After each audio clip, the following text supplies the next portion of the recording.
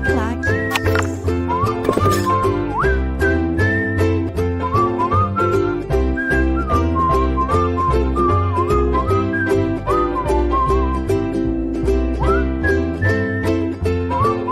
Primeiro horário a gente vai falar sobre obrigações, que é o tema, quando a gente faz os gráficos, é o tema mais cobrado em OAB. E que é muito provável de ter nessa próxima prova, porque nas duas últimas não tiveram. É o tema mais cobrado em OAB e nas duas últimas provas não foi cobrado. Então tem uma chance muito grande de voltar agora. Então a gente tem que tomar bastante atenção aqui com a matéria de direito das obrigações. Rapidamente, só relembrando o que é obrigação. Obrigação é a relação de crédito e débito. O direito das obrigações é uma das partes do direito civil patrimonial. Na aula de hoje a gente vai falar sobre o bloco de direito civil patrimonial e o bloco de direito civil extrapatrimonial. No direito civil patrimonial eu tenho obrigações e coisas.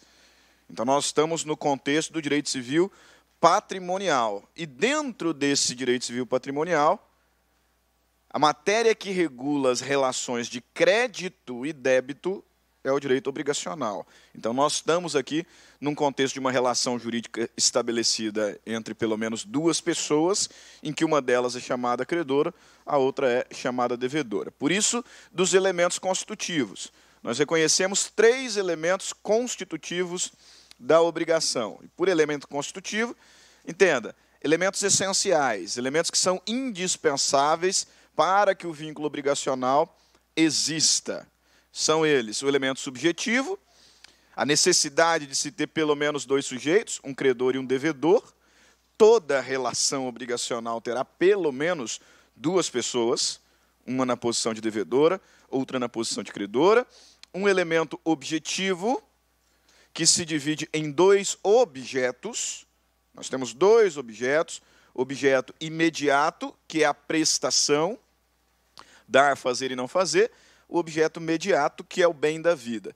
E o vínculo espiritual, que estabelece as 2 relações jurídicas que, entendam, como regra, existe entre devedor e credor. Dentro do contexto obrigacional, como regra, devedor e credor estão envolvidos em 2 relações jurídicas. Uma de débito e outra de responsabilidade. Débito, que é o fim imediato da obrigação, dever jurídico de cumprir a prestação que foi ali estipulada, e a responsabilidade, que é decorrência do inadimplemento. Quando esse débito ele não é cumprido voluntariamente, então o devedor ele fica, pois, inadimplente, surge essa segunda relação jurídica, que é a relação de responsabilidade. Ele vai responder pelo inadimplemento com o seu patrimônio, com os seus bens. Então, como regra, num vínculo obrigacional, nós temos ali 2 relações, uma de débito e uma de crédito. A doutrina vai dizer que a lei é fonte imediata da obrigação. Cabe-nos ter um pouquinho mais de atenção com as chamadas fontes mediatas. 3 são as fontes mediatas da obrigação. Então, os fatos jurídicos que desencadeiam uma relação obrigacional, os fatos jurídicos que estabelecem, que fazem surgir, que fazem nascer relações obrigacionais. Fontes: contratos, atos unilaterais de vontade e ato ilícito. Por que que sendo a matéria doutrinária, essas tais fontes nos interessam demais? Porque existe uma espécie obrigacional que não decorre de nenhuma delas. Então, entenda o seguinte: as fontes mediatas da obrigação civil são contratos, atos unilaterais de vontade e ato ilícito. De modo que, se você se deparar lá na sua prova com uma relação contratual, obrigação civil, com uma relação decorrente de uma promessa de compra e venda, obrigação civil, obrigação decorrente do cometimento de um ato ilícito, alguém bateu no carro do outro, enfim, responsabilidade civil. Só que tem uma obrigação, uma espécie obrigacional, que ela não decorre dessas tais fontes. Qual espécie obrigacional é essa? Essa aqui, ó. Obrigação propter rem. Obrigação propter rem. A obrigação chamada propter rem, uma das três figuras híbridas do direito obrigacional, é aquela que decorre da titularidade de um direito real.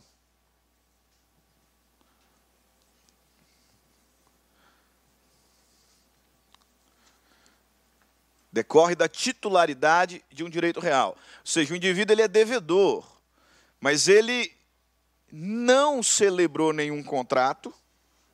Ele é devedor, mas ele não manifestou unilateralmente a vontade dele, em algum sentido.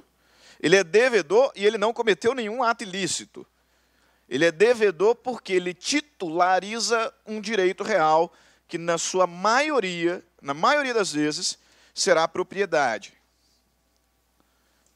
Por isso que, não raras as vezes, a gente diz que as obrigações propter rem são aquelas que o indivíduo titulariza pelo simples fato de ser dono de algum bem. Ele não celebrou nenhum contrato, não manifestou unilateralmente a vontade, não cometeu nenhum ato ilícito. Ele é tão só proprietário de um bem. E por conta dessa titulação, dessa titularidade do direito real de propriedade, ele se torna devedor de alguma prestação. É o caso, portanto, do IPTU, é o caso do IPVA, IPTU que você paga pelo simples fato de ser dono de um imóvel, IPTA pelo simples fato de ser dono de um automóvel. É o caso da taxa condominial. Você não celebrou nenhum contrato com o condomínio onde você mora, você não manifestou unilateralmente a sua vontade no sentido de querer contribuir com a manutenção da área comum, não fez isso, e muito menos cometeu um ato ilícito. Você tem que pagar o condomínio por quê? Porque você é dono. Porque você é proprietário de uma unidade autônoma. Por isso que nós vamos dizer que todos esses exemplos são exemplos de obrigação propter rem. Obrigação que não decorre de nenhuma daquelas três fontes. Se eventualmente cair na sua prova a obrigação propter rem, a questão chave para você identificar se é ou não, é olhando ali, lendo o enunciado, tentar identificar se existe algum contrato, se foi cometido algum ato ilícito, ou se tem manifestação unilateral de vontade. Se tem contrato, não é propter rem. Não é propter rem. Se tem ato ilícito ali cometido, está falando sobre indenização, não é propter rem. Se está falando de promessa de recompensa, gestão de negócios, não é propter rem, porque é ato unilateral de vontade. As obrigações propter rem decorrem da simples titularidade de um direito real. Aí as figuras mais famosas que nós teremos serão obrigação decorrente de condomínio, obrigação de IPTU, IPVA, ITR, obrigação decorrente de benfeitorias. Benfeitorias é propter rem. Quando o legislador vai me dizer no 1219 que o possuidor tem direito à indenização das benfeitorias necessárias e úteis, bem como quanto às voluntárias levantar e levar consigo. Essa indenização das benfeitorias necessárias e úteis é obrigação propter rem. Ah, professor, mas tem ali um contrato. Perfeito. Então, se você quer entender um pouco melhor, imagina o sujeito que invadiu um terreno e o 1220 me diz que o possuidor de má-fé tem direito à indenização das necessárias. Por que você tem que pagar? Porque você é proprietário do imóvel, né, em que teve ali alguma benfeitoria. Tudo que tiver relacionado a direito real de propriedade. Obrigação propter rem. Duas outras aqui que não se falam muito, né, em OAB nunca vi ser cobrado, mas que vale a pena destacar também. Obrigação de ônus real. Obrigação de ônus real se dá quando existe um ônus sobre um direito real. Né? Então, é o caso, por exemplo, quando eu sou proprietário, e muito embora o Código Civil me diga que, como proprietário, eu posso usar, gozar, dispor e reaver a coisa, esse imóvel ele foi dado em usufruto. Então, recai sobre o meu direito algum ônus que o limita.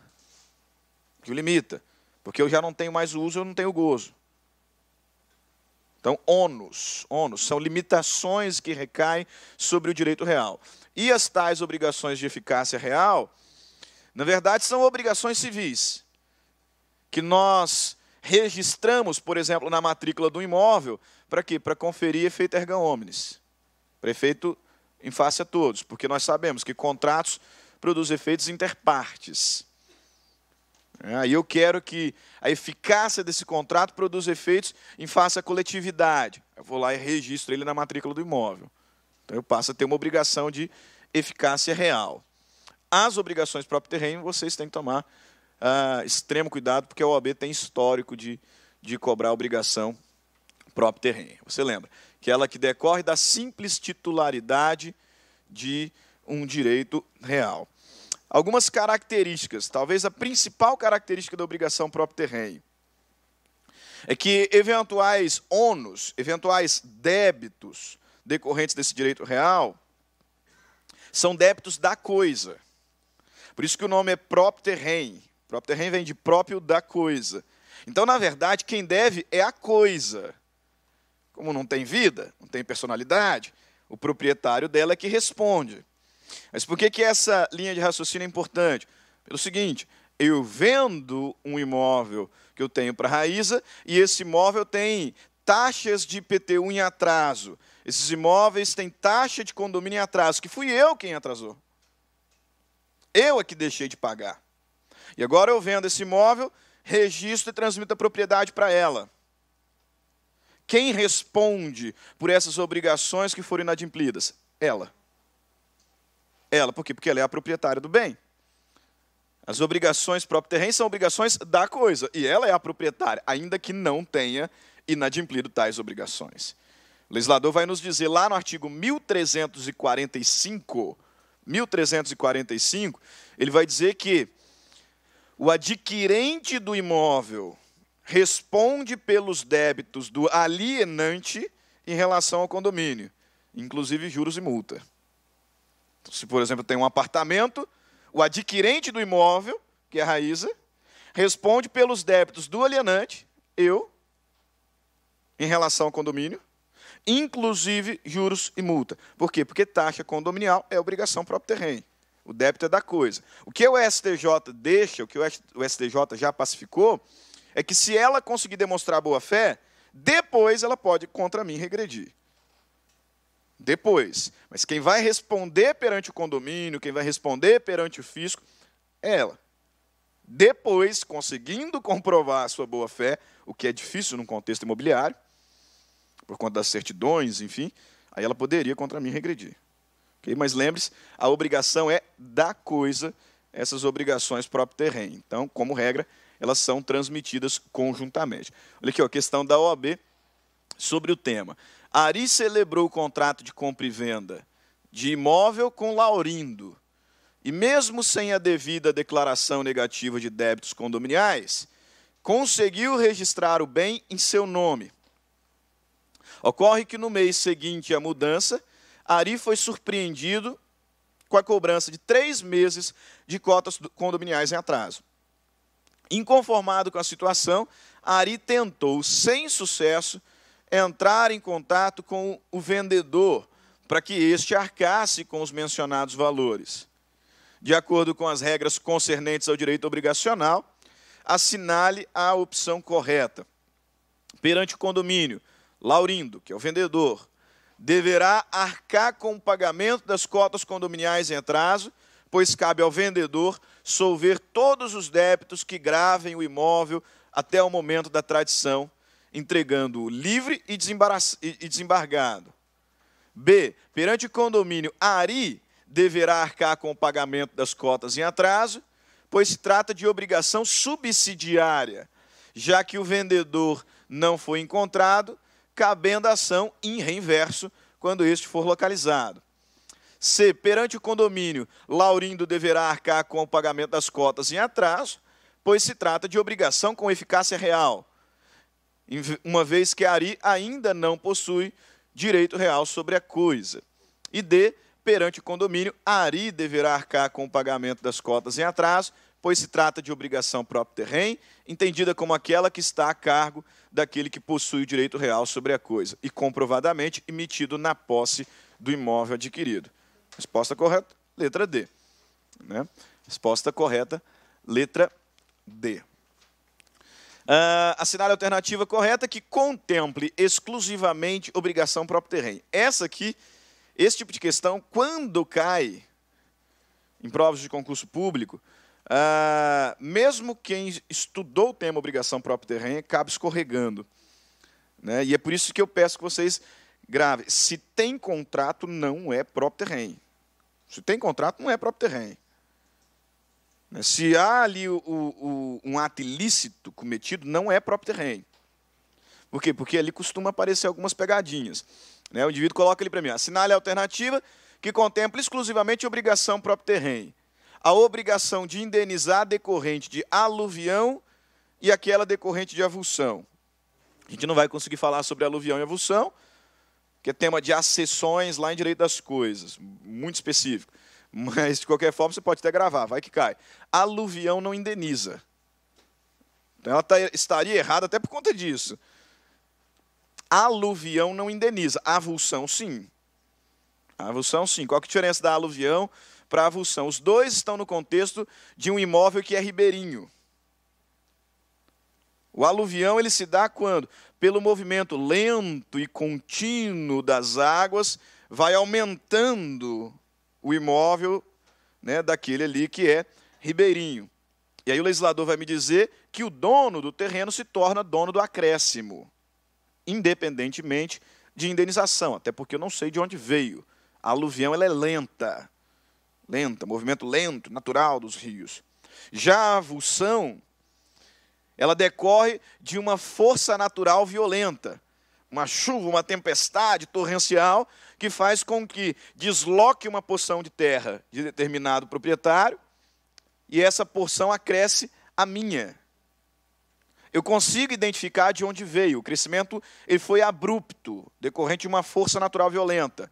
Muito embora eu não tenha contribuído com isso, o legislador vai dizer que, na avulsão, aquele que perdeu tem direito a postular a indenização. Para quê? Para evitar o enriquecimento sem causa. Quem ganhou com o acréscimo não deu causa, mas quem perdeu também não. E eu sei de onde veio. Para evitar o enriquecimento sem causa, o legislador vai dizer que na avulsão tem indenização. Aqui estaria errado porque a aluvião não indeniza. A hipoteca e o dever de pagar cotas condominiais. O dever que tem o servidor da posse de exercer o desforço possessório e o dever de pagar as cotas condominiais. A obrigação que tem o proprietário de um terreno de indenizar o terceiro que de boa fé erigiu benfeitoria sobre o mesmo. Alternativa correta, letra D. Qual é o erro das outras? Hipoteca não é obrigação.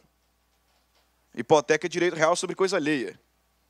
É direito real de garantia. Não tem nada a ver com a história. E, nesse caso, o dever do servidor da posse também está relacionado a direito obrigacional. O servidor da posse é um detentor. É o famoso da posse. Então, totalmente deslocado ali da matéria. Obrigação de pagar. Terceira pessoa que invadiu? Hã? Terceiro de boa fé. Não, aqui, como ele é boa fé, provavelmente é decorrente de um contrato. Né? Porque tanto o terceiro de boa fé quanto o terceiro de má fé tem direito à indenização à benfeitoria. O cuidado que eu tenho que tomar é, artigo 1219, terceiro de boa fé tem direito à indenização das benfeitorias necessárias e úteis. E com relação às voluptuárias, ele pode levantar e levar embora, se for possível. E tem direito de retenção. O possuidor de má fé, no artigo 1220, ele tem direito à indenização das benfeitorias necessárias, e ponto. É o único direito que ele tem. Ele não tem direito a levantar a voluptuária, ele não tem direito à benfeitoria útil, a indenização de benfeitoria útil, e não tem direito de retenção. Qual que é a diferença de um possuidor de boa para um possuidor de má fé? O possuidor de má fé conhece o vício. Aqui a má fé é subjetiva. Então está relacionado ao conhecimento ou desconhecimento de algum vício. Possuidor de boa fé é aquele que, se tem algum vício, ele não sabe. Se tem algum vício, ele desconhece. O terceiro, o possuidor de má fé, é aquele que sabe da existência do vício na posse dele. Então sabe que é fruto de violência, de clandestinidade, de precariedade. Tanto um quanto o outro tem direito à benfeitoria, né? Só que o de boa fé tem direito à benfeitoria útil também. Segundo a legislação civil, o adquirente do imóvel em condomínio edilício responde pelos débitos condominiais, ainda que anteriores à data de sua aquisição. Nesse contexto, a referida obrigação é obrigação propter rem, também chamada de obrigação híbrida. Perfeito? Ok. Outra classificação de obrigação. Relembramos o conceito, falamos sobre obrigação propter rem. Segunda classificação de obrigação. Obrigação quanto à exigibilidade. Ali no inicinho, eu disse para vocês que a relação obrigacional, ela estabelece dois vínculos entre devedor e credor. Um vínculo de débito e um vínculo de responsabilidade. Então, o devedor é aquele que tem uma prestação a cumprir, e se ele não cumprir essa prestação, como regra, ele responde pelo inadimplemento. Poderá ter ali o seu patrimônio atacado para solver a dívida. Vai ser demandado judicialmente em ação de cobrança, em ação de execução, a depender da circunstância. E se ele não pagar nem em juízo, a gente vai penhorar bens, a gente vai dar um jeito, porque ele responde. Perfeito. Nesse contexto, surgem aqui algumas espécies obrigacionais. A chamada obrigação civil é aquela que chamamos de obrigação perfeita. Obrigação perfeita. Por quê? Porque essa aqui, ela tem débito e responsabilidade. Essa aqui é a regra geral. Conforme vi lá nos elementos constitutivos que colocamos no início. As obrigações civis, elas são dotadas tanto de débito, quanto de responsabilidade. Porque se o débito não for cumprido voluntariamente, ele poderá ser coercitivamente exigido. Então aqui ou você paga por bem, ou a gente vai executar. Porque o inadimplemento ensejará a responsabilidade.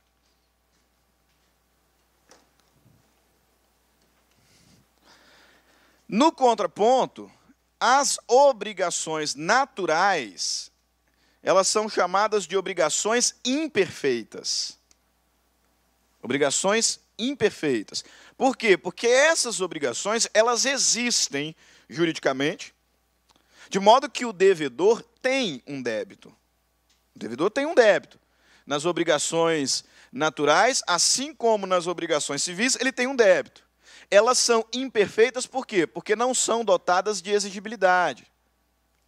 Então, as obrigações naturais, quando inadimplidas, não ensejam responsabilidade civil. Está aí o ponto de distinção.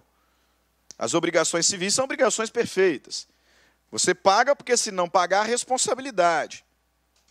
Poder cobrar coercitivamente isso aqui em juízo, atacando o seu patrimônio. Já nas obrigações naturais, você deve. É importante você entender que o indivíduo deve. Só que se ele não pagar, não surge responsabilidade. Ele não poderá ser coercitivamente cobrado. De modo que nós vamos citar aqui como exemplo de obrigação natural, exemplos de obrigações naturais, a gente vai citar aqui dívida de jogo, empréstimo sabidamente feito para jogo, dívida prescrita, a dívida assumida pelo incapaz, o empréstimo tomado por um incapaz. São todos exemplos de obrigações naturais. Ou seja, obrigações em que eu tenho débito, mas o inadimplemento não enseja responsabilidade. Qual que é a relevância jurídica de tais obrigações se o inadimplemento não enseja responsabilidade? É porque, tendo débito, se você pagar voluntariamente, você pagou o que devia. Então, você não pode pedir de volta. Exatamente. Quando eu pago algo indevido, eu posso postular repetição, eu posso postular devolução. O legislador, lá no artigo 876, vai dizer que aquele que pagou, ou aquele que recebeu, melhor dizendo, o que não lhe era devido, está obrigado a restituir. Em algumas situações, restituir em dobro. Então, chegou lá uma conta lá em casa, e já informando que se eu não pagasse, meu nome ia ser lançado no SPC, e eu paguei. Mas eu entendo que eu não devo. Nunca assumi o registro, o serviço que me foi cobrado. Nunca postulei e não me foi cumprido, não me foi prestado esse serviço. Mas chegou a conta. Aí, para evitar meu nome no Serasa, eu paguei.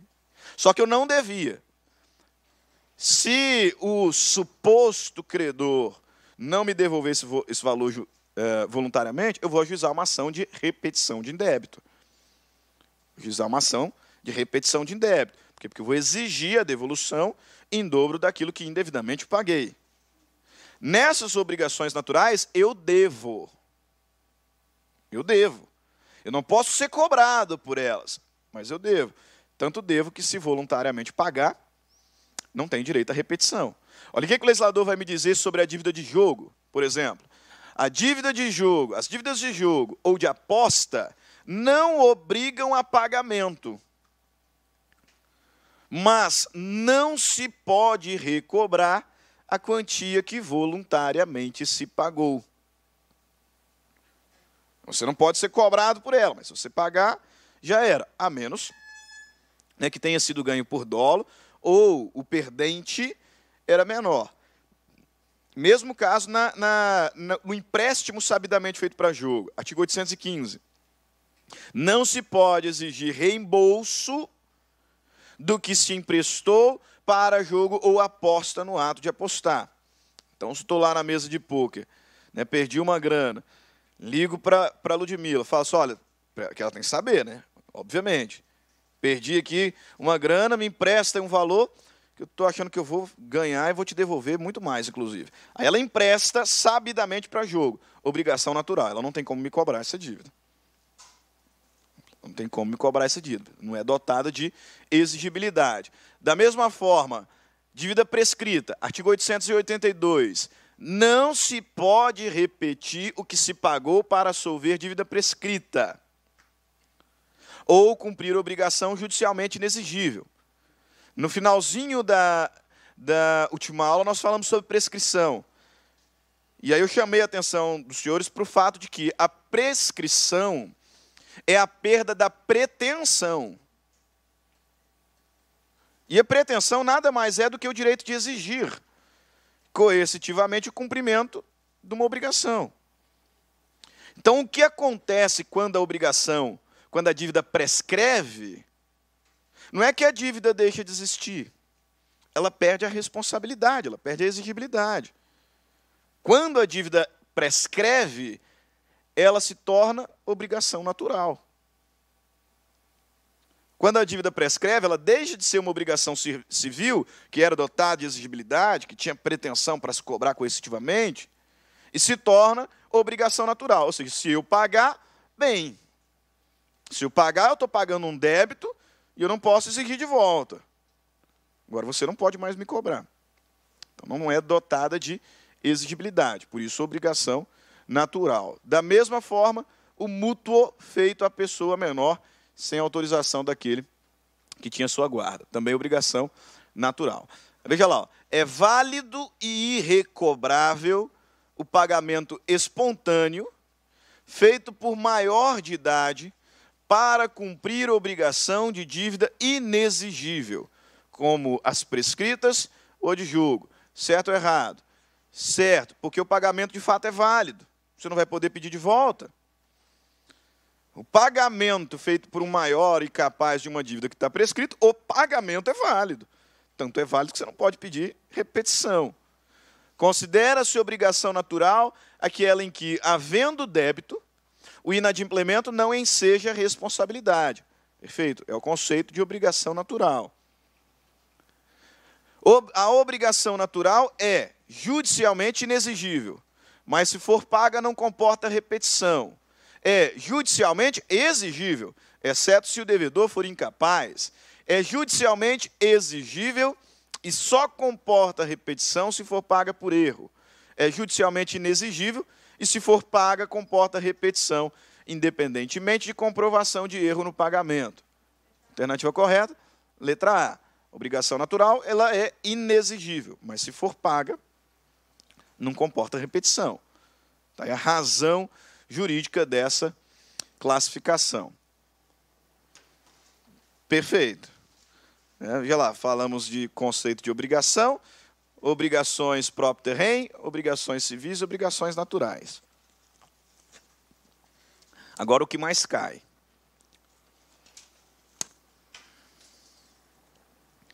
Obrigações quanto à prestação. Nós temos 3 prestações: dar, fazer e não fazer. Dar, fazer e não fazer. Por isso, quando nós falamos sobre obrigações quanto à prestação, nós vamos falar sobre as obrigações de dar, as obrigações de fazer e as obrigações de não fazer. Que, se você se recordar lá de quando estudou direito obrigacional, foi o tema que tomou maior parte do seu semestre. Obrigações de dar, obrigações de fazer, obrigações de não fazer. Por que toma boa parte do seu semestre? Primeiro, porque as obrigações de dar se dividem em 3. Eu tenho obrigação de dar coisa certa, obrigação de dar coisa incerta. Só que esta obrigação de dar coisa certa, ela se divide em entregar coisa certa e restituir coisa certa. Então, começa por aí. Nas obrigações de dar, eu tenho ali obrigação de dar coisa certa, na modalidade entregar e na modalidade restituir. E eu tenho obrigação de dar coisa incerta. Aí depois eu tenho obrigação de fazer, fungível e infungível. E tem as obrigações de não fazer. Por isso que toma boa parte do nosso semestre no estudo obrigacional. A gente começa pelas chamadas obrigações de dar coisa. Qual que é a diferença entre coisa certa e coisa incerta? Qual que é a diferença entre coisa certa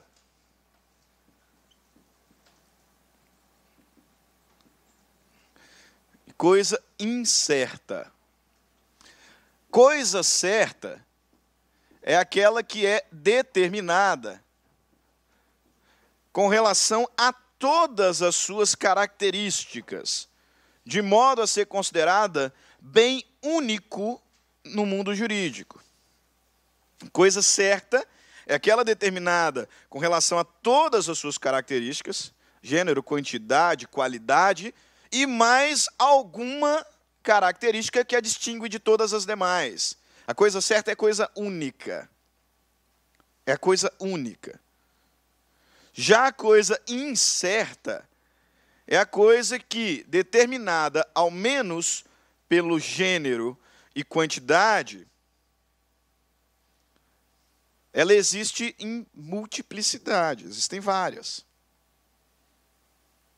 Tanto que quando nós falamos lá na parte geral sobre bens, quando a gente estuda acerca dos bens, tem uma classificação lá que vai dividir bens em bens fungíveis e infungíveis.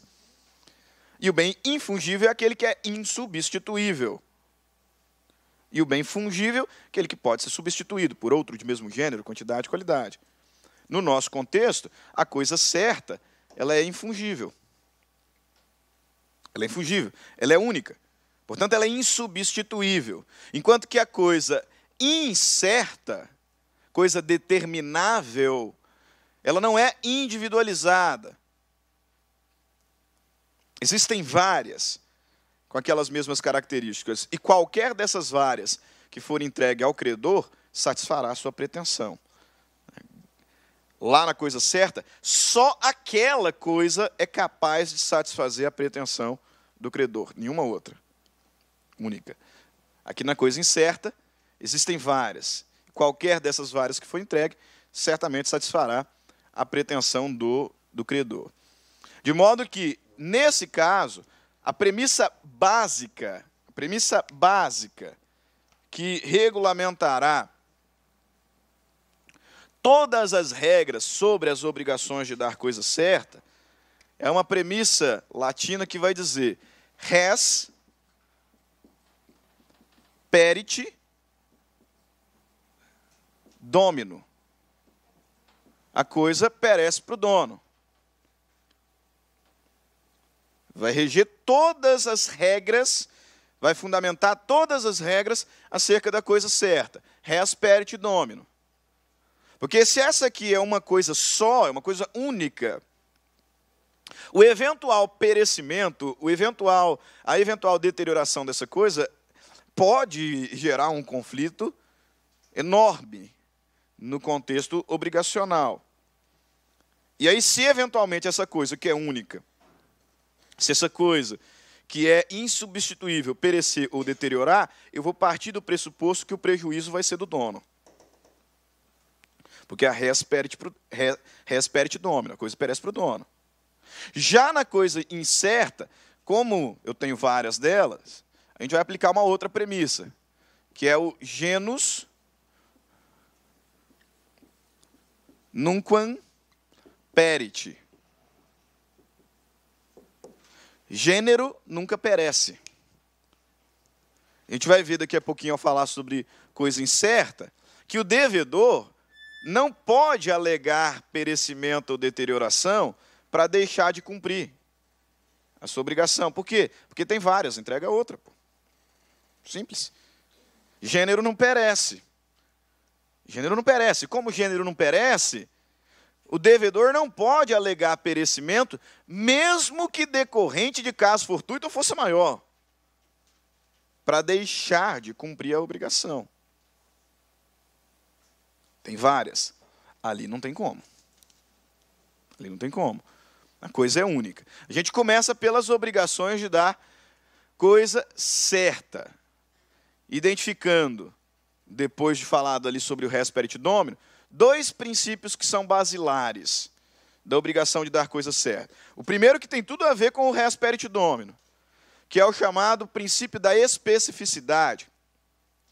Como a coisa certa é única, o legislador, no artigo 313, vai me dizer que o credor não pode ser obrigado a receber coisa distinta da que foi contratada, ainda que de maior valor.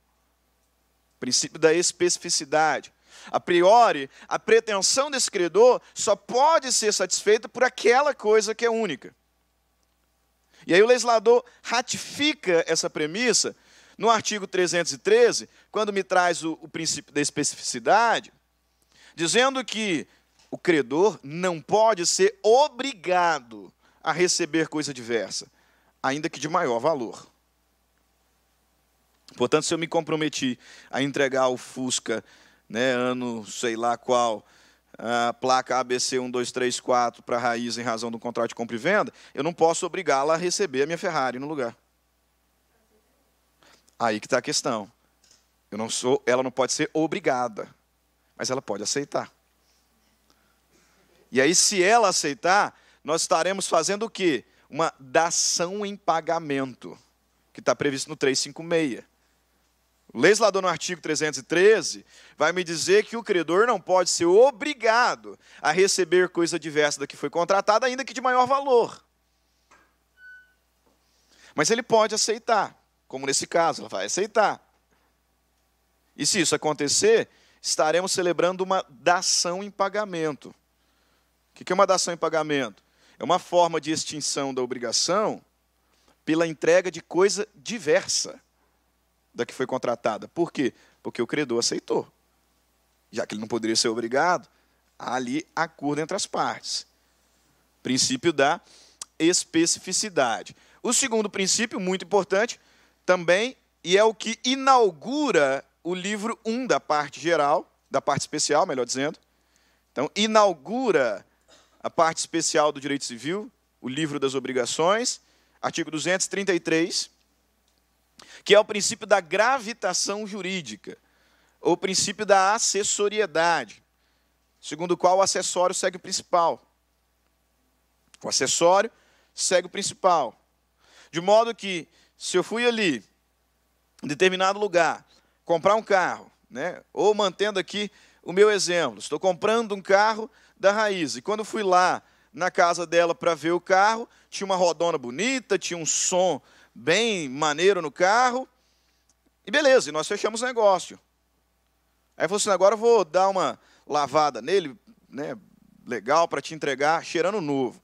Beleza, show. Aí no outro dia eu vou lá buscar o carro, está sem a roda que eu vi. Ela mudou, ela colocou outra roda no lugar. Está sem o som. Eu falei assim, mas espera lá. Cadê a roda de liga leve, bonitona que estava aqui? Cadê o som? Aí ela vira para mim assim, não, mas eu te vendi o carro. Eu não te vendi o som. Eu não te vendi a roda. Vamos abrir o artigo 233 do Código Civil? A obrigação de dar coisa certa abrange os acessórios dela, embora não mencionados, salvo se o contrário resultar do título ou das circunstâncias do caso. De fato, você não me falou absolutamente nada sobre a roda, não me falou absolutamente nada sobre o som, e é exatamente por conta desse silêncio que a presunção é de que esses acessórios estão abrangidos pelo contrato. Então, manda para cá. Eu até posso excluir os acessórios, mas essa exclusão tem que ser expressa, porque pela presunção, a princípio da acessoriedade, princípio da gravitação, os acessórios eles seguem o bem principal. Né? Princípio da gravitação jurídica. Por quê? Porque a ideia é de que o acessório ele gravita em torno do principal. Então, ele o acompanha para onde ele for, por presunção. Cuidado, porque acessório não se confunde com pertença. Quando a gente estuda bens, lá na parte geral, a gente faz a diferença entre acessório e pertença. Qual que é a diferença entre eles básica? O acessório é parte integrante do bem principal, complementando-o. Complementando. Você pode fazer várias coisas aí, né, depender da sua criatividade, com uma tampinha de caneta. Mas ela serve para tampar uma caneta. Você pode ligar um som automotivo fora do carro, mas ele é um som automotivo, ele foi feito para ser ligado num carro. Você pode usar a roda de banquinho, não tem problema. Mas ela foi feita para ser roda. Então ela é parte integrante de um bem principal. Logo, ela é acessório. As pertenças não são partes integrantes. Muito embora possam servir para embelezar um bem principal, possam servir para melhorar a utilidade do bem principal. Só que as pertenças existem em si próprias. Si próprias. Né? Se fosse pessoas, a gente vai falar, tem vida própria, independente do bem principal. Aí o legislador vai me dizer o quê? Olha aqui, artigo 93, conceito de pertença. São pertenças os bens que, não constituindo partes integrantes, se destinam de modo duradouro ao uso, serviço, aformoseamento de outro. Por que eu tenho que diferenciar a pertença de acessório? Porque se os acessórios, como regra, seguem o principal, artigo 233, artigo 94, os negócios jurídicos que dizem respeito ao bem principal não abrangem as pertenças, salvo se, ao contrário, resultar da lei, da manifestação da vontade das partes ou das circunstâncias do caso. Dessa forma, eu tenho uma inversão da presunção. Os acessórios, presumivelmente, seguem os principais. Seguem o principal. De modo que eu posso até fazer um negócio jurídico que envolva o principal e não o acessório, mas eu tenho que excluir expressamente, que é a presunção de que vai junto. Já com relação às pertenças, como regra, não seguem os principais. As pertenças, como regra, não seguem o principal. Eu posso incluí-la expressamente. Então, é diametralmente oposta à regra. Por exemplo, você vai lá, né, ver a minha casa para comprar, aí lá em casa, até porque não deu tempo de tirar tudo ainda, né, tá lá a televisão, tá lá o piano, tá lá um quadro bonito, caro na parede. E aí, quando você chega para ser emitido na posse, não tá nada. Ah, professor, são acessórios. Não, são pertenças. São pertenças, não são acessórios. Portanto, não estão abrangidas pelo nosso negócio. São pertenças. Ok? 2 princípios básicos, portanto. Princípio da especificidade, princípio da gravitação jurídica. Agora, essa coisa certa, essa obrigação de dar coisa certa, a gente divide em 2. Obrigação de entregar e obrigação de restituir.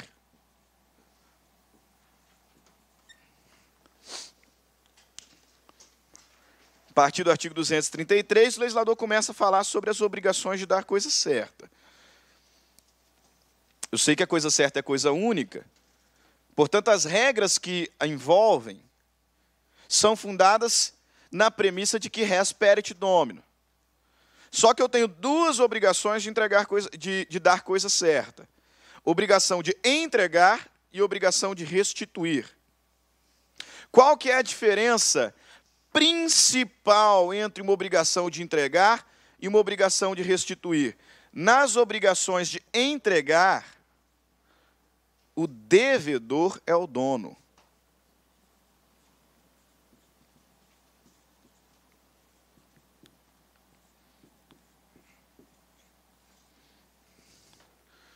O devedor é o dono. Já nas obrigações de restituir, o credor é o dono.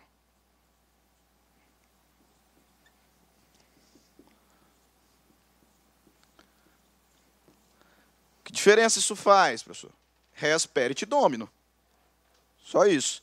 Regra fundamental do direito obrigacional. Res perit domino. A coisa perece por dono. De modo que, se essa coisa certa pereceu ou deteriorou, a princípio, eu vou partir da premissa de que o prejuízo ficará para o dono.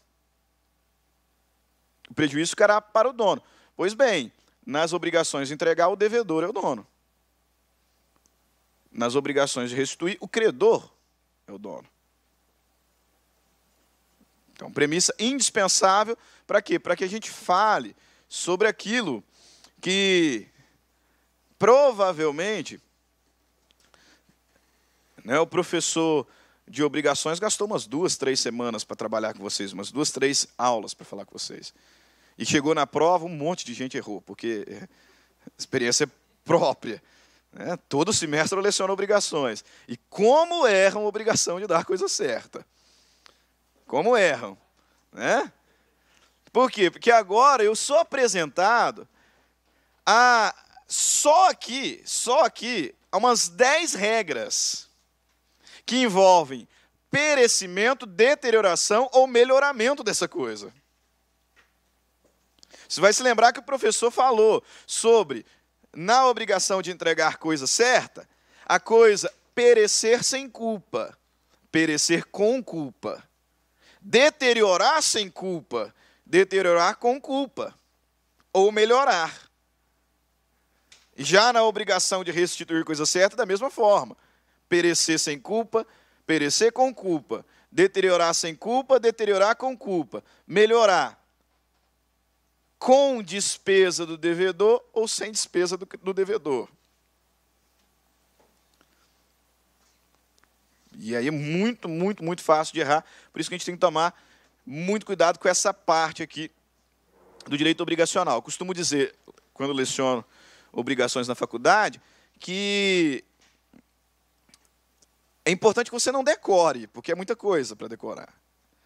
Então, tenta pegar o fio da meada. Como a gente já não tem tanto tempo assim para esmiuçar, se você não entender a lógica, aí você decora. Eu falei, tem 2 semestres, tem 2 provas que obrigações não caem. E obrigações é a matéria mais cobrada. Então tem uma grande chance de cair na sua prova.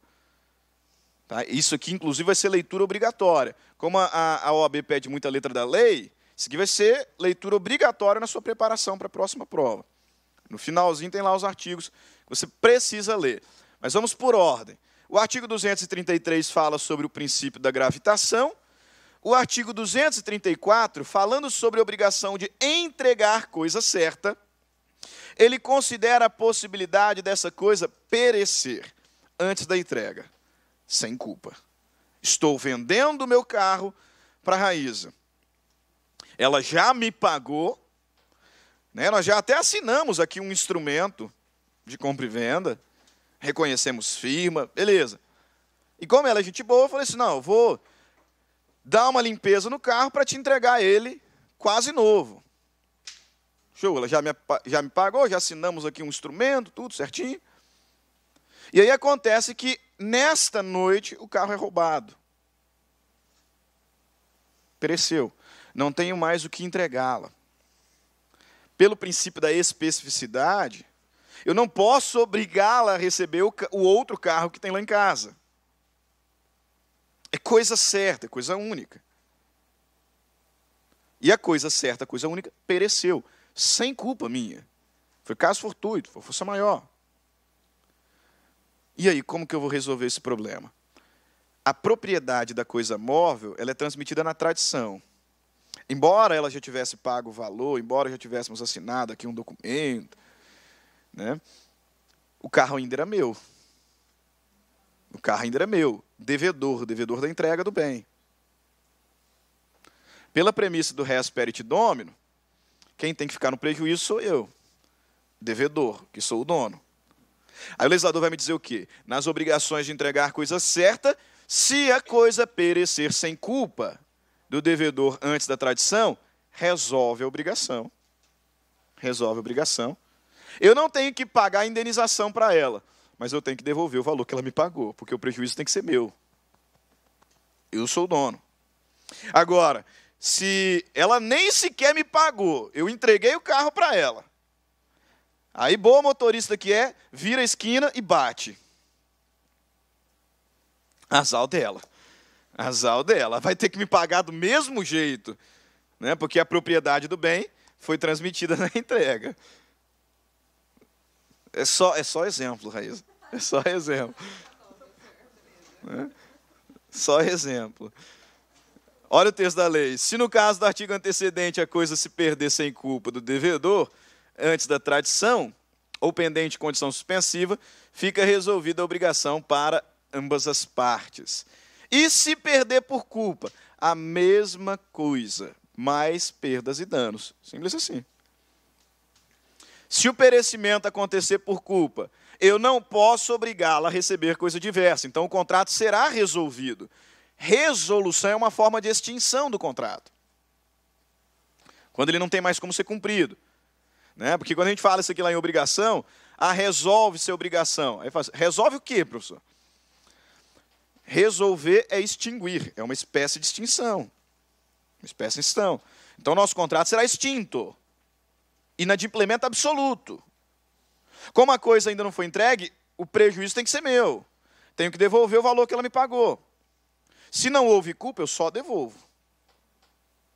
Se houve culpa, eu devolvo mais perdas e danos. Mais perdas e danos. Se houver dano, né? Se houver dano, porque sem dano não tem indenização.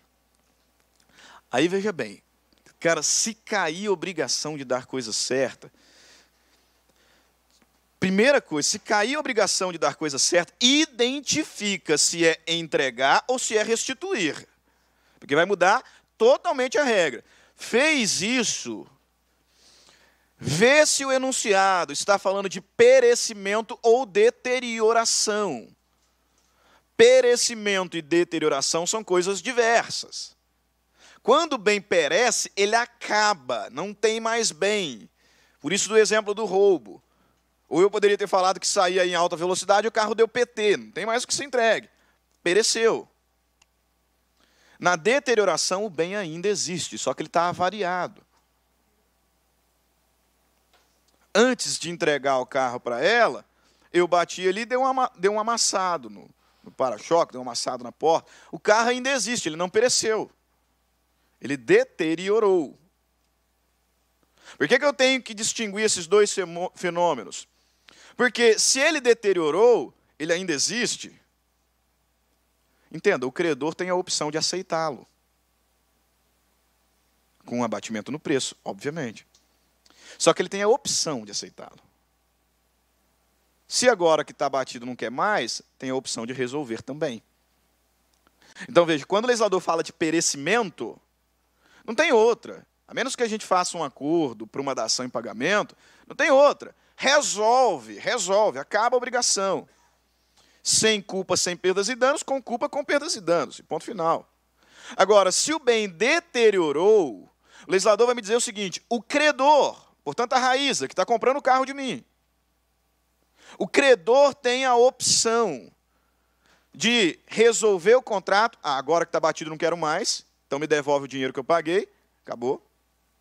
Ou aceitar o carro tal qual se encontre, com abatimento no preço, óbvio. Porque se o carro ainda era meu, o prejuízo tem que ser meu. Então ela tem a opção de aceitar o carro com abatimento no preço ou resolver a obrigação. Aí se essa deterioração se deu por culpa, mesma coisa, mais perdas e danos. Ela tem direito de resolver a obrigação, pedir de volta o dinheiro que pagou e alguma indenização suplementar. Ou ela tem direito de aceitar o bem, tal qual se acha, com abatimento no preço, mais indenização. Porque houve culpa.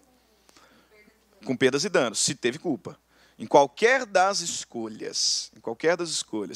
Né? E a sua pergunta é importante, que teve uma vez, me lembro que eu estava dando aula de obrigações, e tem aqueles alunos chatos que assistem aula do professor com livro, né? Aí fica lá conferindo tudo que o professor está falando no livro. A minha apostila você pode usar à vontade, porque fui eu que escrevi, então não tem problema nenhum. Se quiser usar livro também, pode também, não tem problema não, porque eu garanto que eu falo. Pelo menos nunca tive problema. Mas certa feita estava lá dando aula exatamente sobre isso aqui.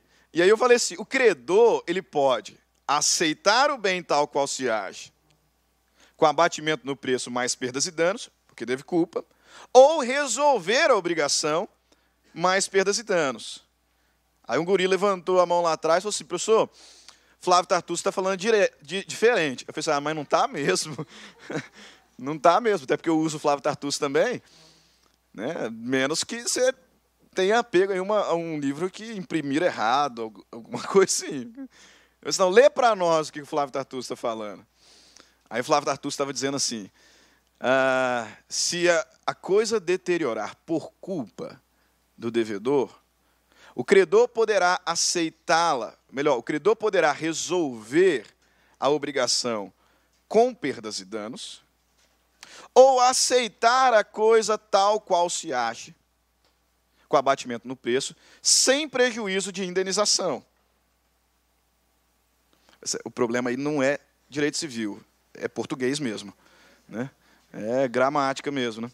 Porque ele falou sem prejuízo de indenização. Significa que você pode pedir indenização.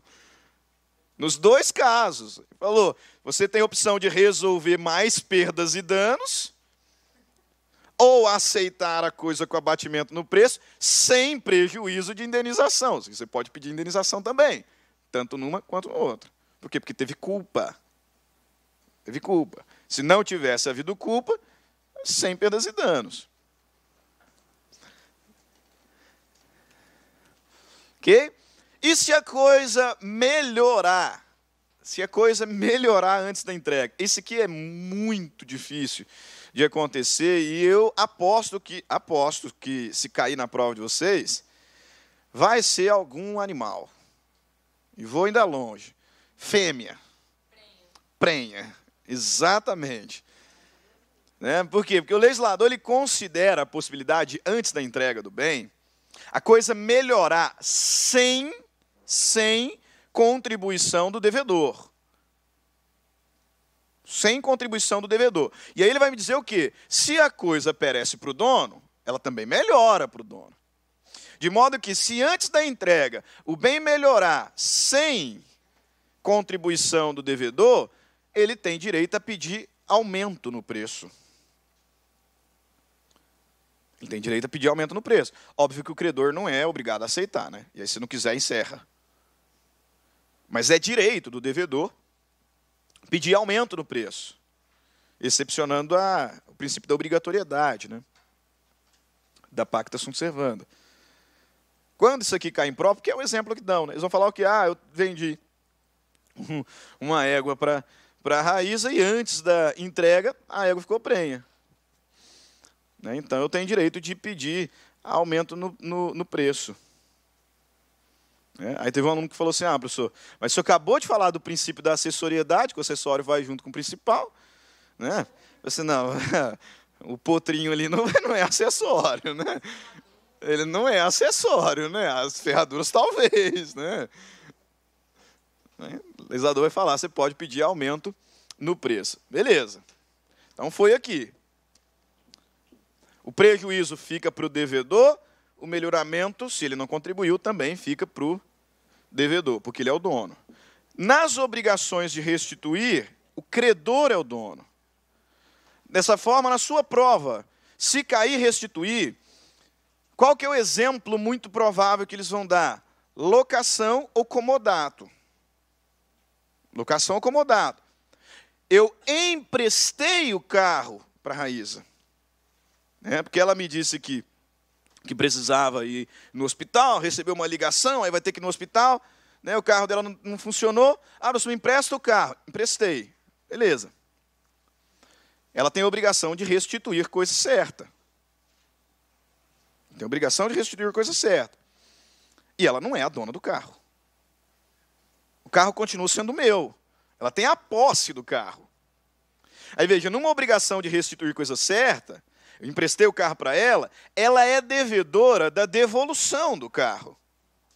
Ela é devedora da restituição do carro. Só que ela não é a dona dele. Eu, credor da restituição, é que sou o proprietário. Por isso que a gente diz que nas obrigações de restituir coisa certa, o credor é o dono. E aí questiona-se, o pessoal costuma errar isso aqui a rodo. Ela pegou o carro, foi lá no hospital, com todas as cautelas, estacionou, fechou os vidros, fechou o carro, beleza? Foi lá ver o parente que estava no hospital. Quando ela voltou, saiu, cadê o carro? Tinha sido roubado. Ela tem que me indenizar? Não tem.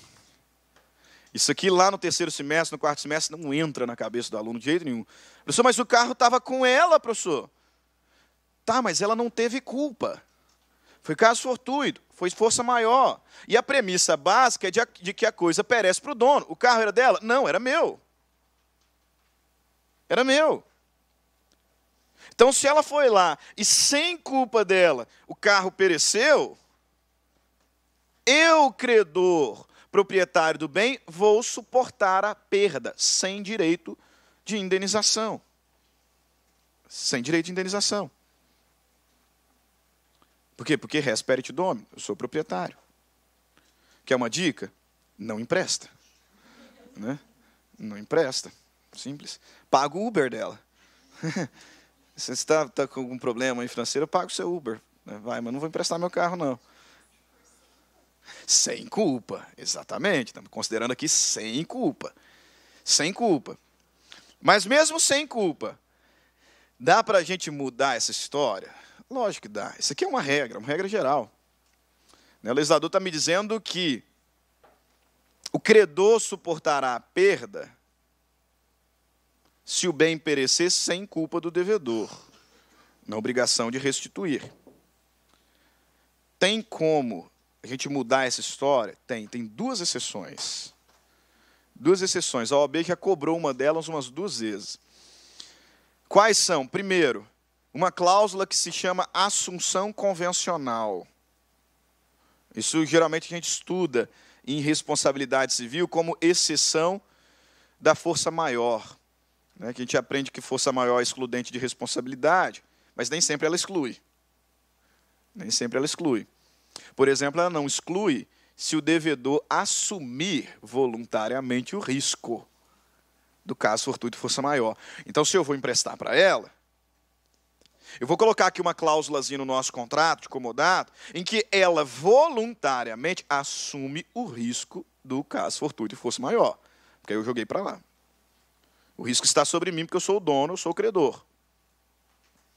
Se eu quero emprestar ainda assim, então eu convenciono com ela. Tudo bem, mas o risco do caso fortuito força maior é seu. Primeira situação. Porque aí, se perecer, mesmo que por caso fortuito força maior, ela vai ter que me indenizar. Ela assumiu. Vale dizer que isso aqui só cabe em contrato paritário, tá? Contrato de adesão, contrato de consumo, nem pensar. Nem pensar. Contratos paritários, somos particulares. E a outra exceção que a OAB cobra demais, é se ela entrar em mora. Ou seja, nós marcamos que ela iria me entregar o carro no dia 10. Dia 12, ela não tinha entregue o carro ainda. Então, ela está em mora, está em atraso. E aí, durante esse atraso, o carro é roubado. Sem culpa dela. Caso fortuito, fosse maior, vai ter que me indenizar? Vai. Por quê? Porque está em mora. Porque está em mora. O devedor em mora responde pelo caso fortuito força maior. A única saída para ela é conseguir comprovar que o defeito ia acontecer da mesma forma se tivesse me entregue. Exato, porque aí a mora é minha, né? Porque aí a mora é minha. Perfeito. Mas volta ali, ó, 238. Se a obrigação for de restituir coisa certa, e esta sem culpa do devedor, se perder antes da tradição, sofrerá o credor a perda. E a obrigação se resolverá, ressalvados os seus direitos, até o dia da perda. Então, se ao invés de ter emprestado o carro e eu aluguei para ela, pelo menos o direito do aluguel eu tenho, né? Você vai me pagar o valor do aluguel. O carro não, o carro está dispensado. E se perecer com culpa? Pessoal, se perecer com culpa, é óbvio que ela vai me indenizar. Por quê? Porque ela cometeu um ato ilícito. O artigo 186 vai dizer: aquele que por ação ou omissão voluntária, negligência, imprudência, violar direito causado na outrem, ainda que exclusivamente moral, comete ato ilícito. E o 927, quem comete ato ilícito é obrigado a reparar. Então, se eu emprestei o meu carro para ela, se eu aluguei o meu carro para ela, e por culpa dela, saiu em alta velocidade aqui, preocupada com o parente que estava no hospital, e bateu o carro. Imprudente. Imprudente. Vai ter que me indenizar? Vai. Vai ter que me indenizar. Por quê? Porque agiu por culpa. Agiu com culpa. Mas nesses dois casos nós estamos falando sobre perecimento, né? O bem pereceu. E se o bem deteriorar? Se ele deteriorar sem culpa, eu vou ser obrigado a aceitar o bem tal qual se acha. Pronto, acabou. Né? Não tem saída. Não teve culpa dela, a coisa perece para o dono. O legislador vai dizer: se a coisa restituível se deteriorar sem culpa do devedor, recebê-la ao credor tal qual se acha, sem direito à indenização. E se deteriorar com culpa, essa eu acho improvável de cair na sua prova, pelo seguinte, porque ninguém concorda com o texto da lei aqui. Porque o legislador me diz o seguinte: se o bem deteriorar sem culpa, eu, credor, sou obrigado a recebê-lo tal qual se acha, sem direito à indenização, porque a coisa perece para o dono, eu sou o dono. Mas aí ele diz que se a coisa deteriorar com culpa, não sei que preguiça que deu no legislador quando ele estava escrevendo o texto, que ele coloca lá: se por culpa do devedor, observar-se-á o disposto no 239. Que preguiça é essa que o impossibilitou de fazer uma regra, né? Falou assim: olha, se por culpa aplica a regra do 239. Impossível. O 239 está falando de perecimento do carro. E aí, no perecimento do carro, diz que ela tem que me pagar o valor do carro mais perdas e danos. Por culpa dela, na hora que ela saiu do portão aqui, ela arranhou o carro. Aí ela vai me pagar o valor do carro mais perdas e danos? Faz sentido nenhum. Nenhum. Então, unânime a doutrina de que não teria como aplicar o 239 nesse caso, apesar do texto da lei. A gente vai dizer que aplica-se o 236, que é o da restituição de coisa certa, ou melhor, que é o da entrega de coisa certa, deterioração com culpa. Eu tenho o direito de aceitar o bem, tal qual se acha, com o valor do conserto, ou resolver a obrigação. Beleza? Se ela melhorar sem despesa, o melhoramento é meu. Então, eu aluguei uma casa para ela. Quando eu aluguei, não tinha calçamento, não tinha saneamento básico. Aí, no curso do contrato de locação, a prefeitura providenciou saneamento, calçamento, né, fez ali asfalto, melhorou o imóvel? Óbvio que melhorou. Ela contribuiu para isso financeiramente? Não. Então, eu tenho que pagar a indenização para ela? Não, óbvio que não. O lucro é meu. O melhoramento é meu. Agora, se melhorou por contribuição dela, eu tenho que indenizar? Depende. O legislador vai dizer que se para o melhoramento o devedor teve despesa, eu vou aplicar as regras das benfeitorias. Benfeitorias. Como ela é possuidora de boa-fé, benfeitoria necessária e útil, ela tem indenização. A gente já falou isso. Benfeitoria voluptuária, não. Levanta e leva contigo, se possível for. Se possível for. Ok? Artigo 1219, 1220, falando sobre benfeitorias. E na obrigação de dar coisa incerta. Na obrigação de dar coisa incerta, existem muitas.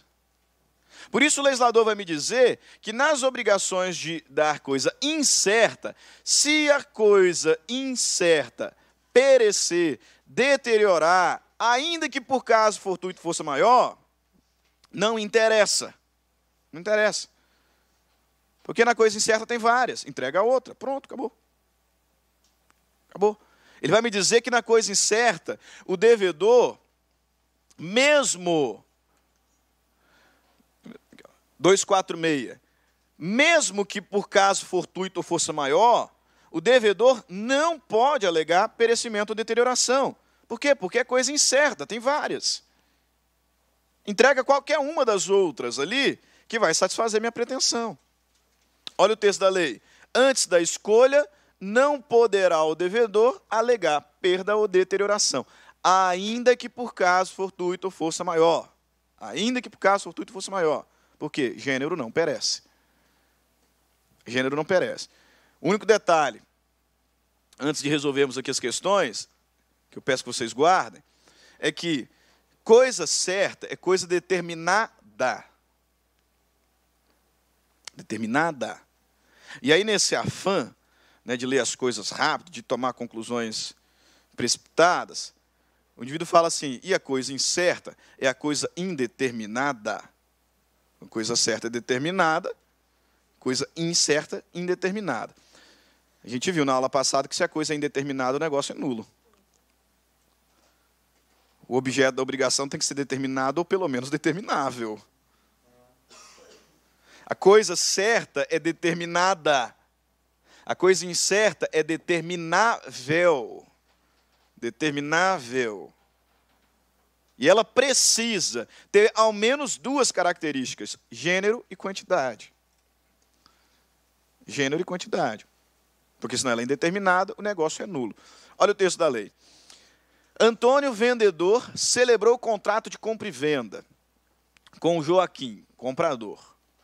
No dia 1º de setembro de 2016, cujo objeto era um carro da marca X no valor de R$20.000, sendo o pagamento efetuado à vista na data da assinatura do contrato. Ficou estabelecido ainda a entrega do bem, que a entrega do bem seria feita 30 dias depois, em 1º de outubro de 2016, na cidade do Rio de Janeiro, domicílio do vendedor. Contudo, no dia 25 de setembro, uma chuva torrencial inundou diversos bairros da cidade e o carro foi destruído pela enchente com perda total.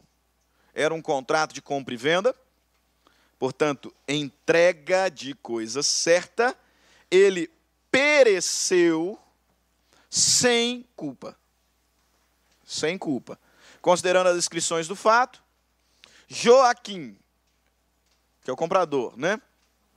Não faz jus à devolução do pagamento de 20 mil reais que ele fez. Isso é óbvio que tem, né? Porque o prejuízo tem que ser do devedor. Terá direito à devolução de 50%, tendo em vista que Antônio, vendedor, não teve culpa. Terá direito à devolução de 50% do valor, tendo em vista que Antônio, vendedor, teve culpa. Terá direito à devolução de 100% do valor, pois ainda não havia ocorrido a tradição no momento do perecimento do bem. Alternativa correta. Tem direito à devolução integral do valor. Não tem direito à indenização porque não teve culpa. Mas tem direito à devolução integral do valor que foi pago.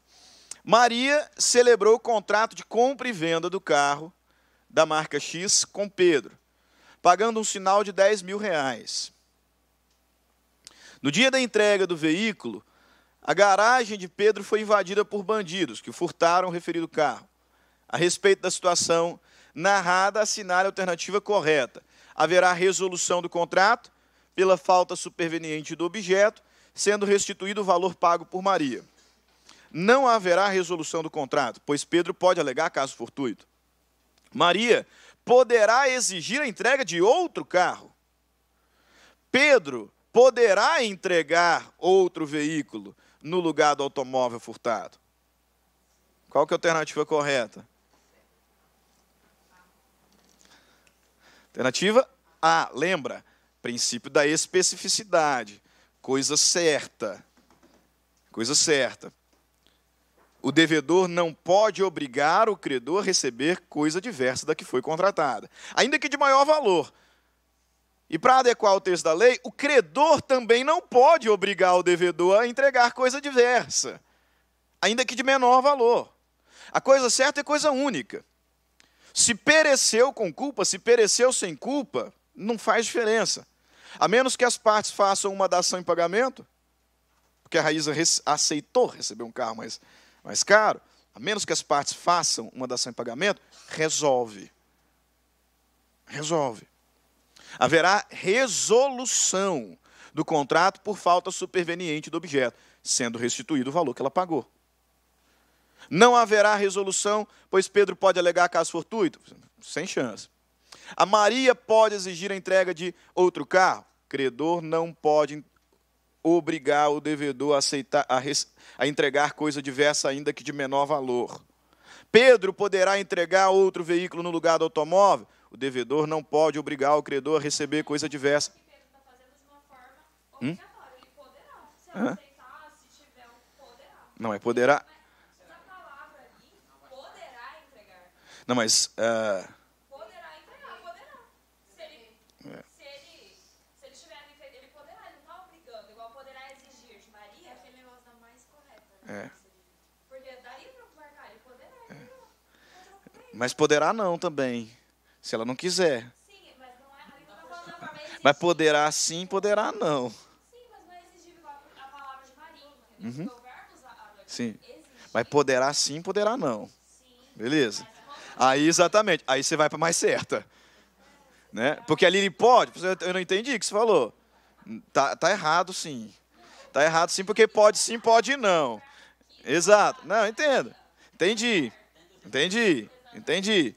Né? Mas aqui cabe recurso, para quem não estudou. Porque se tivesse estudado, saberia que era a resposta A.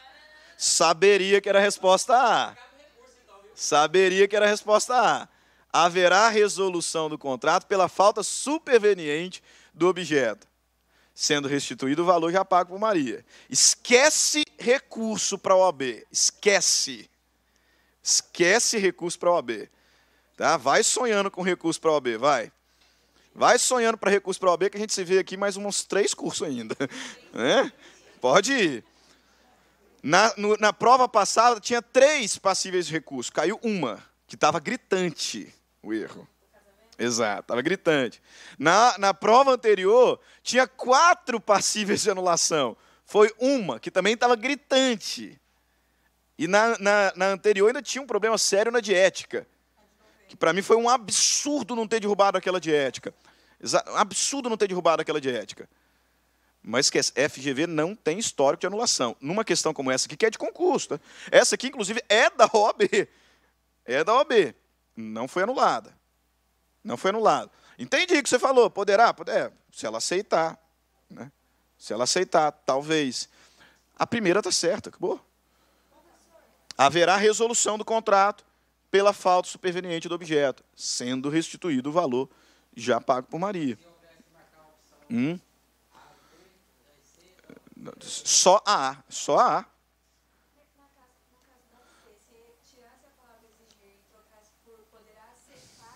Aí sim, exato. Aí perfeito. Aí perfeito. Aí anularia. Aí anularia. Né? Se colocasse aqui, Maria poderá aceitar coisa diversa. Aí está correto. Perfeito.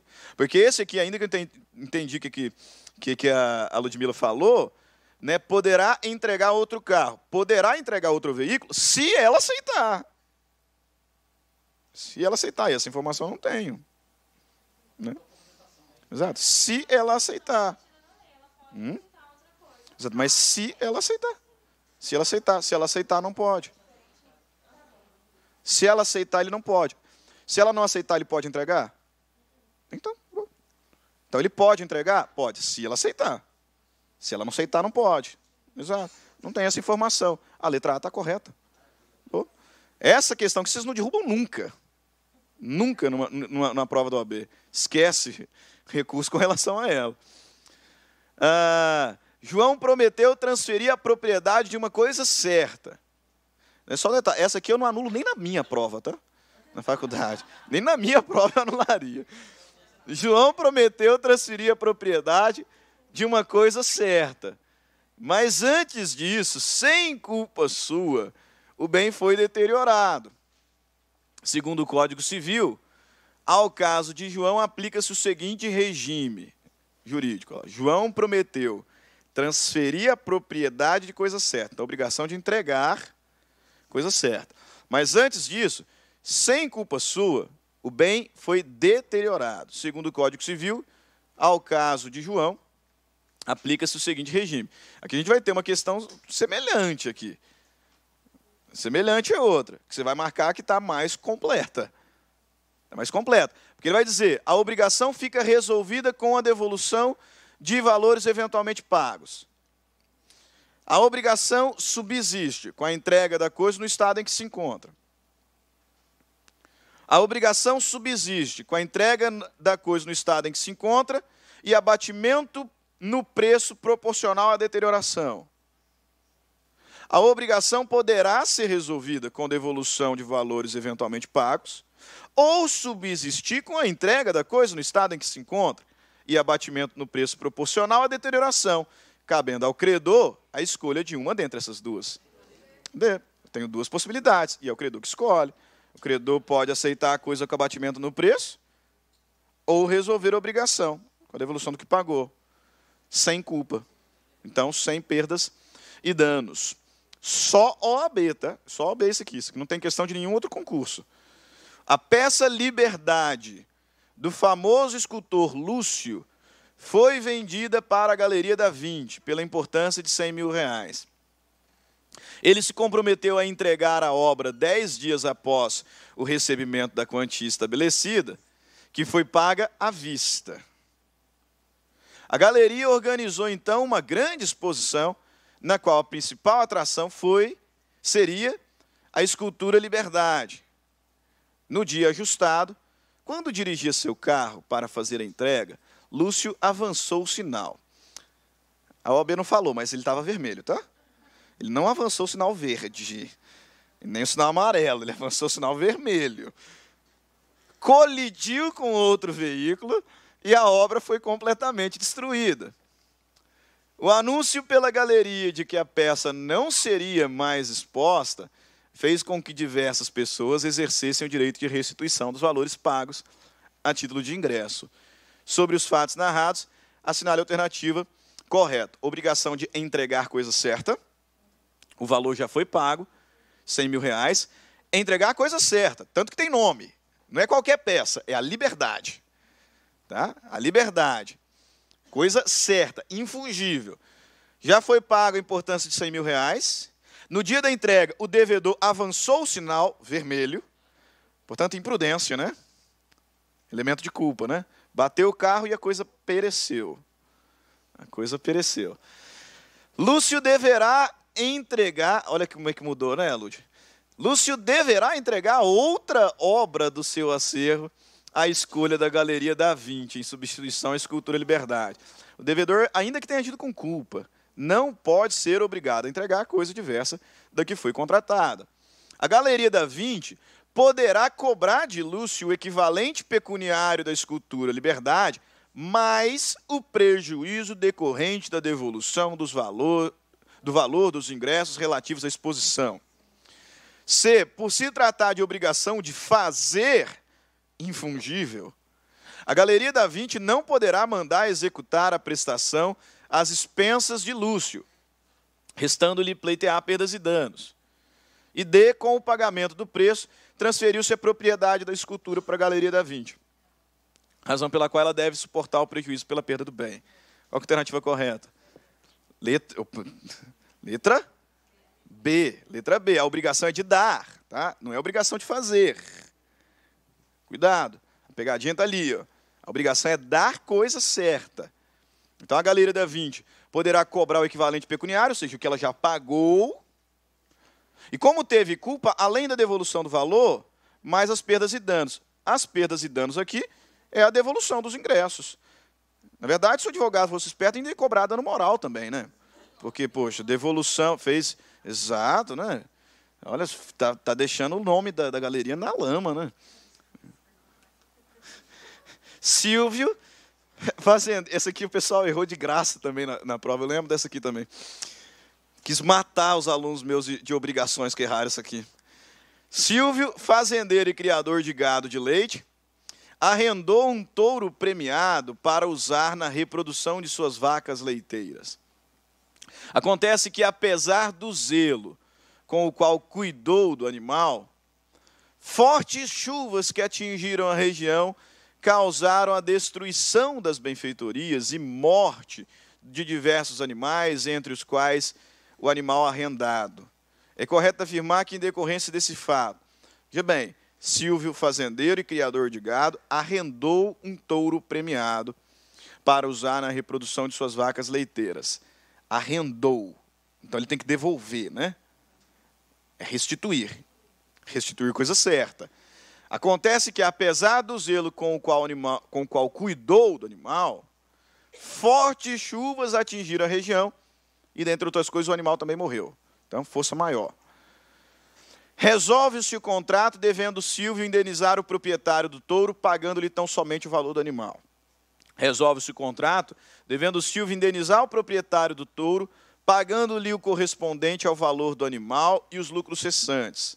Mantém-se o contrato, devendo o proprietário providenciar a reposição do animal arrendado às suas expensas. Resolve-se o contrato, arcando o proprietário com o prejuízo decorrente da perda do touro. Letra D. Letra D. Obrigação de restituir coisa certa, Silvio não vai pagar nada, não. Não foi por culpa dele. Constitui a obrigação de fazer materialmente infungível. A gente não falou de fazer, mas qual que é a diferença de fazer infungível para fazer fungível? Fazer fungível, o devedor pode ser substituído. Porque o fazer, você contrata um serviço. Então, se o fazer é fungível, coloca outro devedor que cumpre. Fazer infungível é aquele que só pode ser cumprido por uma única pessoa. Você contratou para a sua formatura o Luan Santana para cantar lá. E aí deu ataque de estrelismo e ele não quer subir no palco. Eu não tenho dúvida nenhuma de que a Raíza canta melhor do que ele. Até porque, para mim, ele não canta nada. Tenho dúvida nenhuma. Mas não tem como eu colocar ela no lugar. Não tem como, porque eu estou diante de uma obrigação de fazer infungível. Está vinculado à pessoa do devedor. E aí o legislador, no nosso caso aqui, na nossa questão, obrigação de fazer materialmente infungível é aquela que não admita a substituição da pessoa ou do devedor por outrem, em decorrência da natureza da obrigação, do contrato ou das circunstâncias do caso concreto. Obrigações alternativas, bem rápido. bem rápido. Obrigações alternativas. Obrigações alternativas são aquelas que eu tenho mais de uma opção e eu vou cumprir uma ou a outra. Uma ou a outra.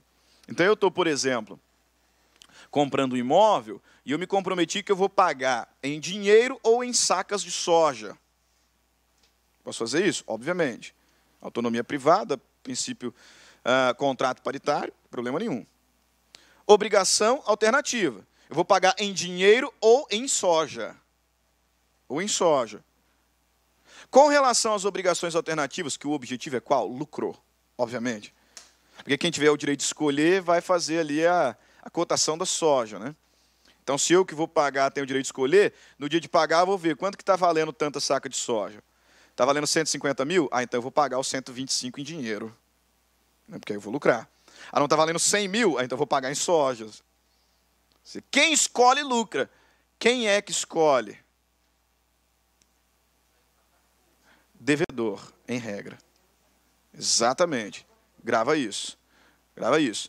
Artigo 252. A escolha da obrigação a ser cumprida, em regra, pertence ao devedor. Devedor. Em regra. Em regra. Que significa dizer que se o contrato for silente, se o contrato não falar nada sobre o direito de escolha, quem escolhe é o devedor. Se o enunciado da sua questão não falar nada sobre a escolha, quem escolhe é o devedor. Pode ser o credor? Pode, não tem problema nenhum. Convenção das partes. Pode até ser, isso aqui eu acho um absurdo do ponto de vista prático, né? Mas vai que cai na sua prova, né? Pode até ser que o contrato que eu celebrei com a Raíssa, que só nos interessa, a gente convencione que 3 amigos nossos que farão a escolha. Amigos que não tem nada a ver com o contrato. Pode, não tem problema. Ou a gente pode escolher uma única outra pessoa terceira, que também não tem nada a ver com o contrato, para fazer a escolha.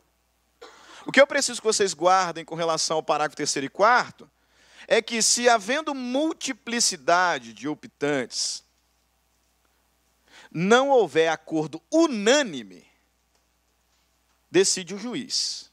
Não interessa se são 5 e ficou 4-1. Decide o juiz, o acordo tem que ser unânime. Da mesma forma, se nós escolhemos um terceiro para fazer a escolha, e ele se recusar ou não puder, decide o juiz. Então, regra, quem escolhe é o devedor. Pode ser o credor? Pode, expressamente previsto no contrato. Pode ser um terceiro? Pode. Se ele não quiser, decide o juiz. Pode ser vários terceiros? Pode. Se não houver unanimidade, escolhe o juiz. Ok? No dia 2 de agosto de 2014, Tereza celebrou o contrato de compra e venda com Carla, com quem se obrigou a pagar 50 computadores ou 50 impressoras. Ou, então, obrigação alternativa. No dia 20 de setembro de 2015, ponto. O contrato foi silente sobre quem deveria realizar a escolha do bem a ser entregue. Sobre os fatos narrados, assinale a afirmativa correta. Trata-se de obrigação facultativa, uma vez que Carla tem a faculdade de escolher qual das prestações entregará. Facultativa não se confunde com alternativa. Tá? Não vou nem entrar no mérito da facultativa, que a gente não teria tempo de estudá-la. Mas facultativa e alternativa são coisas distintas. Como se trata de obrigação alternativa, Tereza pode se liberar da obrigação entregando 50 computadores ou 50 impressoras à sua escolha, uma vez que o contrato não atribuiu a escolha ao credor. Se a escolha da prestação a ser entregue cabe a Tereza, ela pode optar por entregar 25 computadores e 25 impressoras. Se por culpa da Tereza não se puder cumprir nenhuma das prestações, não competindo a Carla, a escolha ficará que ela é obrigada a pagar somente os lucros cessantes. Qual que é a alternativa correta? B. Ela que escolhe a devedora. E aí uma questão para você não ousar marcar uma alternativa C, por exemplo. O legislador ele vai me dizer no parágrafo 1º do texto legal que o devedor não pode obrigar o credor a receber parte em uma prestação e parte em outra. Eu tenho 2 alternativas. No exemplo original, pagar em dinheiro ou em sacas de café. Eu não posso obrigar o meu credor a receber metade em dinheiro, metade em sacas de café. Não existe essa alternativa. Ela não pode obrigar a credora a receber 25 computadores e 25 impressoras. Não existe essa alternativa. É 50 computadores ou 50 impressoras. E quem escolhe é o devedor. Gilvan, devedor, contrai empréstimo com Haroldo para o pagamento com juros do valor do mútuo no montante de R$10.000. Para facilitar a percepção do crédito, a parte do polo ativo obrigacional ainda facultou no instrumento contratual firmado o pagamento do montante no termo avançado ou a entrega do único cavalo na raça manga larga machador da fazenda, conforme escolha ser feita pelo devedor. Ante os fatos narrados, assinale a afirmativa correta. Trata-se de obrigação alternativa. Sim, é isso mesmo. Um ou outro, não, obrigação alternativa. Vai cair assim na sua prova? Difícil, né? Foi-se a época que a OAB fazia esse tipo de questão, né? Mas vai que, né? Não, sem chance de eu fazer uma... Não, é possível, porque geralmente eu coloco uma questão ridícula para ninguém tirar zero. Né? Poderia ser essa. Nas obrigações alternativas, não poderá haver pluralidade de optantes, cabendo a escolha apenas uma pessoa. Nós acabamos de ver que pode. A escolha cabe ao devedor, se outra coisa não se estipulou. Não podendo, porém, obrigar o credor a receber parte em uma prestação, parte em outra. A escolha cabe ao credor, sem chance, a gente já viu que está errado, né? Alternativa correta, letra B. E as duas outras, erradas também. Se uma das duas prestações não puder ser objeto da obrigação ou se tornar inexequível, a outra também será extinta. Não, entrega subsistente. Se por culpa do devedor ambas as obrigações se tornarem impossíveis, não competindo ao credor escolha, pagará ao devedor a metade do valor de cada uma. Não, o credor escolhe o valor de qual delas quer receber, mais perdas e danos. Então, na verdade, como não compete ao credor, ali paga-se o valor da última que perdeu, mais perdas e danos. Está errado a alternativa. Assinale a alternativa incorreta. A obrigação de dar coisa certa abrange seus acessórios, mesmo que não mencionados, salvo se o contrário resultar das circunstâncias do caso ou do título. Nas obrigações alternativas, como regra geral, a escolha cabe ao credor. É a errada. Né? Como regra, as obrigações alternativas, a escolha cabe ao devedor.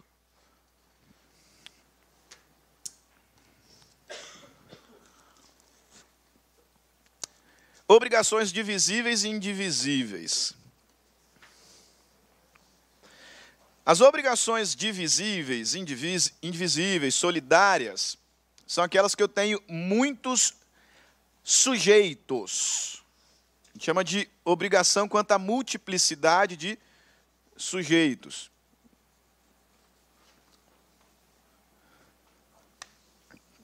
Cara, isso aqui colocaram tinta errado aqui. Depois eu apago. Aí veja bem. Com relação ao número de sujeitos, a primeira coisa que eu preciso que vocês guardem para a prova.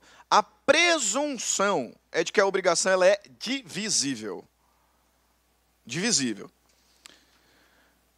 Solidariedade não se presume. Então, se tem como dividir, divide.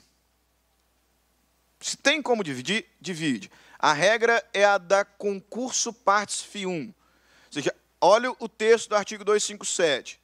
Havendo mais de um devedor ou mais de um credor, em obrigação divisível, esta presume-se dividida em tantas obrigações iguais e distintas quantos os credores e devedores. E aí o artigo 265 vai me dizer solidariedade não se presume. Então, se na sua prova cai, por exemplo, uma situação assim, Adriana emprestou R$400.000 para Maria, Joana, Leonardo e José Pedro. E aí questiona-se, Adriana, pode cobrar 400 mil reais de Maria? Não, não pode. Falou alguma coisa de solidariedade? Não. Então a presunção é de que ela é divisível. Concurso partes FI1.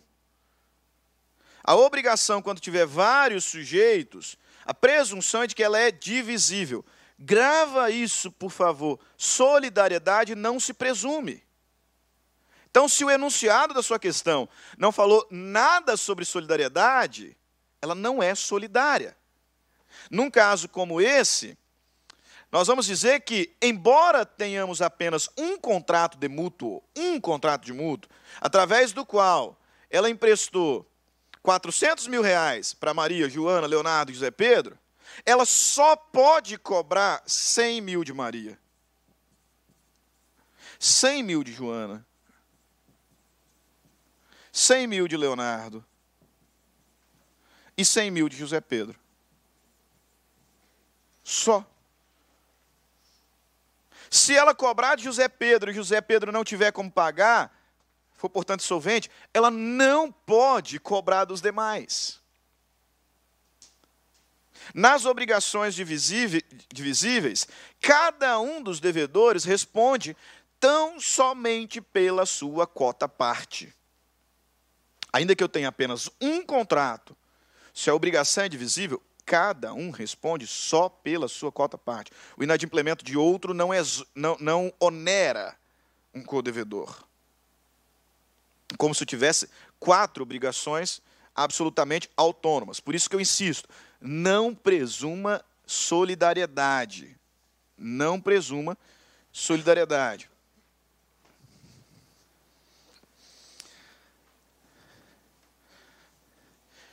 E se ela for indivisível, professor? Então é a entrega, por exemplo, de um quadro.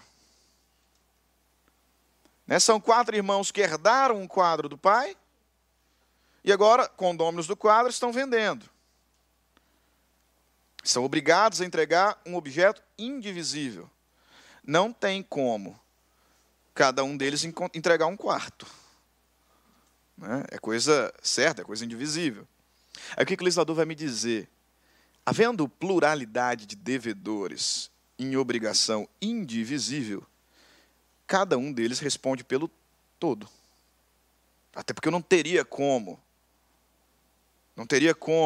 exigir um quarto de um quarto do outro, um quarto do outro e um quarto do outro. E aí imagina que, professor, então tem que exigir de todo mundo junto. Tá? Um mora em Cuiabá, outro mora em São Paulo, outro mora lá no Rio Grande do Sul, outro mora no Espírito Santo. Você vai espalhar a carta precatória para o Brasil inteiro, né? O legislador vai dizer, cada um dos devedores responde pelo todo. Artigo 259, se havendo 2 ou mais devedores, a prestação não for divisível, cada um será obrigado pela dívida toda. Então, num caso como esse, a Adriana pagou 400 mil reais para eles, e eles têm o débito de entregar o quadro. Não tem como cobrar um quarto do quadro de cada um. Então, cada um deles é obrigado a entregar o bem na sua totalidade. Poderá ser demandado sozinho por isso. Muito cuidado se vários forem os credores. Se vários forem os credores. Porque imagina que essa situação semelhante.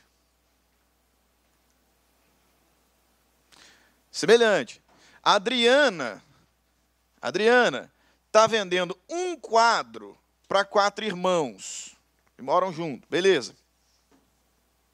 Recebeu ali os 400 mil reais de cada um deles, está tudo certo. E agora ela tem que entregar um quadro para 4 pessoas, não tem como ela entregar um quarto para cada um. Ela pode, então, já que é um quadro só, pegar e entregar para qualquer deles? É aqui que eu peço que vocês tomem cuidado. Não. Vocês já ouviram falar sobre a expressão quem paga mal paga 2 vezes, né? Ou quantas vezes for cobrado. E é exatamente o que acontece aqui. O legislador vai me dizer que se vários forem os credores, o devedor não se exonera, entregando a totalidade do bem para um só deles. Ele só se exonerará de que forma? Se entregar para todos conjuntamente, ou para um com caução de ratificação dos demais. Por exemplo, se vier um com procuração dos outros, aí eu posso entregar. Se a Adriana, vendedora do bem, pegar o quadro e entregar só para José Pedro, e José Pedro sumir no mundo, ela vai responder com os outros 3. Na melhor das hipóteses, se a gente conseguir desconfigurar a culpa dela, ela vai ter que devolver 100 mil, 100 mil, 100 mil. E vai ficar sem o quadro. Porque entregar o bem para um só não exonera. Ela tem que fazer o quê? Entrega para os 4, ou entrega para José Pedro com caução de ratificação. Com caução de ratificação. Ok? Beleza. A última obrigação seria solidária. Solidariedade é grande, não teria como a gente trabalhar. Quem está no nosso grupo lá do WhatsApp, eu vou colocar a aula de solidariedade lá para vocês. Tá? Solidariedade é importante. Então não deixem de assistir a aula sobre solidariedade. Tá bom? A gente não conseguiria falar, até porque depois do intervalo é família e sucessões. A gente vai continuar fazendo conta. Né? Okay? Então vamos sair um pouquinho mais cedo para o intervalo. Daqui a pouquinho a gente volta. Clique lá.